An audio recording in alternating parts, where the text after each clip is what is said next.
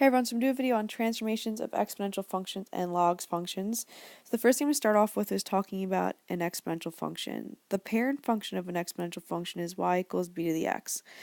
B can be any base, it can be 2, 3, it just can't be 0 or 1. So just make sure b cannot be 0 and b cannot be 1. It also has to be greater than 0. So what I'm going to do is I'm going to talk about how this can be transformed. So first off, I'm going to rewrite the parent function, and then I'm going to put some things that can be added to it. First off, you can put an a in front of it. You could have something in the exponent, and you could have something on the ground. This a is your vertical stretch or shrink.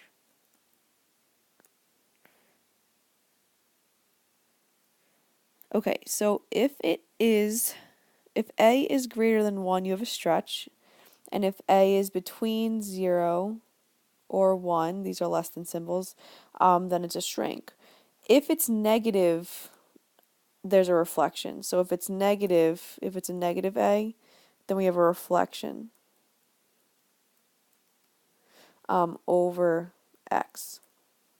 Okay, so the h is a movement of left or right. If it's moving left, then it would be positive, and if it's moving right, it would be negative. And your k is moving up or down. If it's up, it's positive, and if it's down, it's negative. Okay, so the next part that I'm going to talk about is a log function, how that can be changed. The parent function for a log is y equals log base b of x, and b can be any number, again, like the exponential function, except 0 or 1, and it has to be positive. So I'm going to write this parent function, and I'm going to show you what could happen to it. Now, first off, it could have the a in front of it. It could also have the minus h, and it could also have the plus k. Now, the a is still that vertical stretch or shrink, and it applies the same way as the exponents. If it is greater than 1, it's a stretch, and if it's if it's between 0 and 1, then it's a shrink or a compression, however you want to state that. Also, if it's negative, you have a reflection. The h is going to be left or right again. If it moves left, it's positive, and if it moves right, it's negative. The k is also your up and down. If it's up, it's positive, and if it's down, it's negative. I don't know why I keep saying -1, but I'm going to put a negative sign there and a negative sign there. So this is basically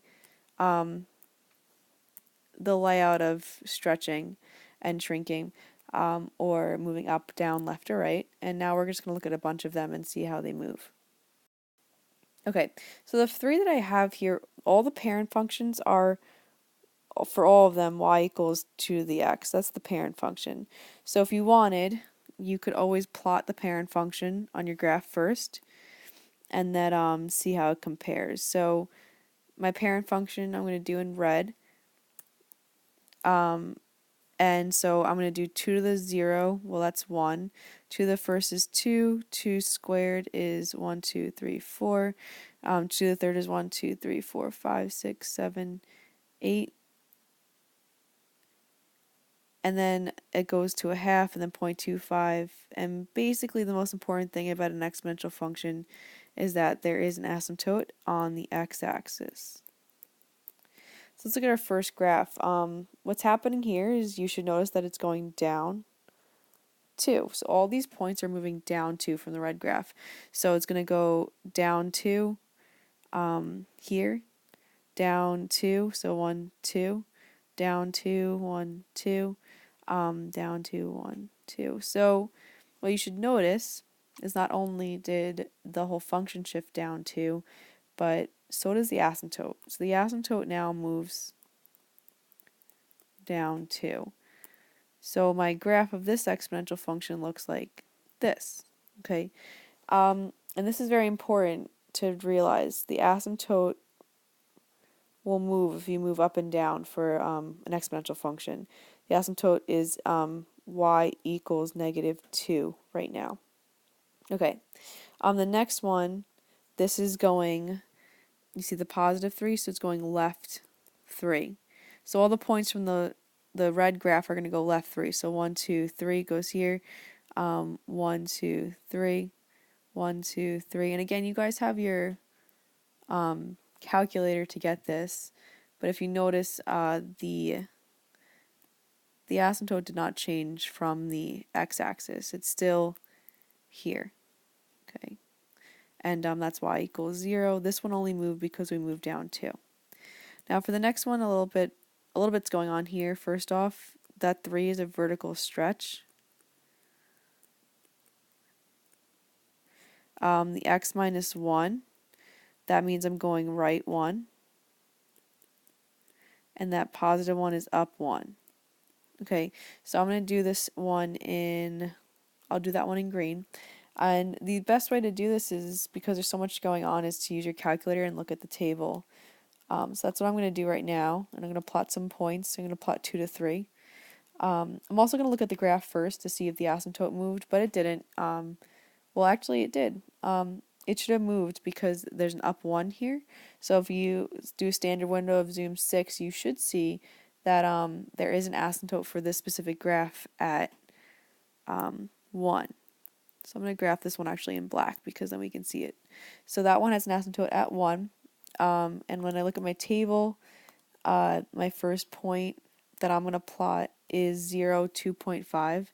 So 0, I'm going to go up 2.5, so 1, 2, about here. And then 1 is at 4, 1, 2, 3, 4. And then basically it's just skimming along. I'll plot one more point, 2, 7, 1, 2, 1, 2, 3, 4, 5, 6, 7. Actually, I'm right there. That's not bad. So looking at all these are how it was, changed from the parent function y equals 2 to the x. And also the asymptote will only move if you go up or down.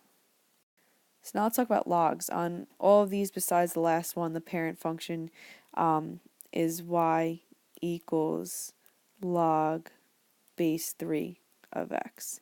I'm actually going to change this one to have a base 3 so everyone has the same parent function and we can compare. So this is your parent function.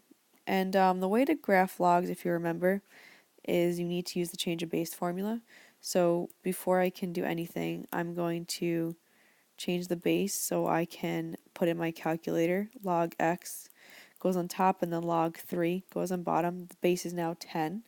If your calculator does not do the whole alpha y equals and the y equals with the logs, just do the division symbol. So right now I'm plugging this into y equals and I'm looking at my table.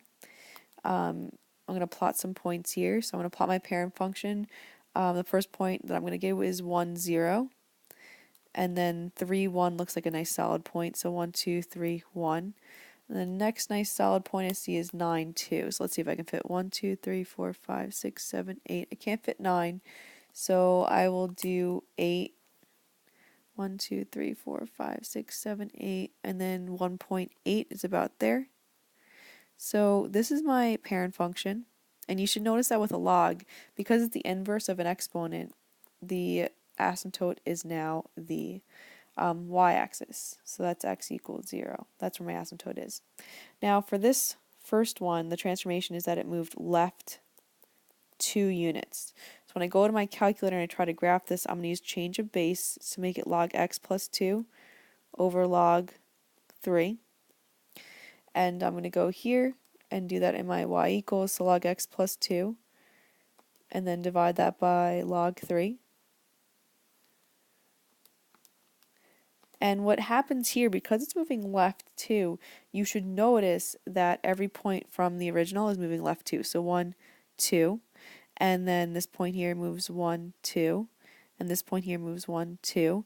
And when you move left or right with a log function, what happens is the asymptote moves with it, and that's really important to notice. So now the asymptote is at x equals -2. So the asymptote only move when you move left or right for logs, whereas with exponents, it's if you move up or down. So first off, with the next one, I see that there is a negative. So that tells me that there's some kind of reflection going on. I'm going to look at my calculator to figure out what kind. Also, the -1 is outside, like picture the x as its own parentheses. This tells me that it's going down 1. So I'm going to go to my calculator, and to type this in, I'm going to do negative log of x over log of 3, and then -1 on the side. So negative when alpha y equals, if you can't do that, use the division symbol. So log x goes on top, and then log 3 goes on bottom, and then -1 is outside the fraction. We'll look at my graph, and it's a reflection over the x-axis. So the x-axis.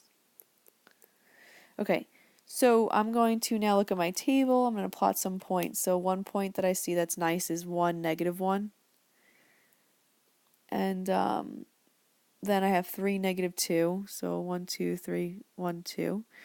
And then another nice point is 9, -3, but I can't do that, so I'm going to do, remember, 3 to 5 points is good.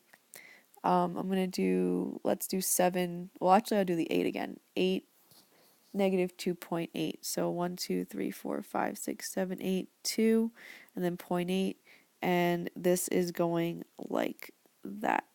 And it's skimming on the asymptote. The asymptote did not move because we didn't move left or right. So for the last one that I have here, right here, this tells me it moves right 3, and this tells me it moves up 1. So first off, I know right away that the asymptote's been moved because it's moving right 3. The asymptote should be at x equals 3 because that would make the inside 0, but I'm going to go to my calculator and put this in.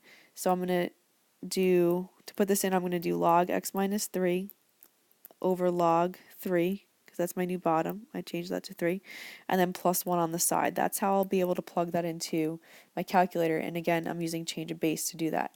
So log x minus 3 divided by log 3, and then +1. I'm going to look at the graph just to see how it looks, and yeah, it has moved right 3. So that being said, on my graph, I'm going to put an asymptote at 1, 2, 3. And now I'm going to look at my table to get 3 to 5 points. So 4, 1 is a point. 1, 2, 3, 4, 1. 6, 2 is also 1, 2, 1, 2, 3, 4, 5, 6, 1, 2. Right there. And 8's at 2.4. So 8's here, about there, halfway, almost. And we're skimming along that asymptote that we have changed. All right, so that's how you shift exponents and logs. Hope this helped.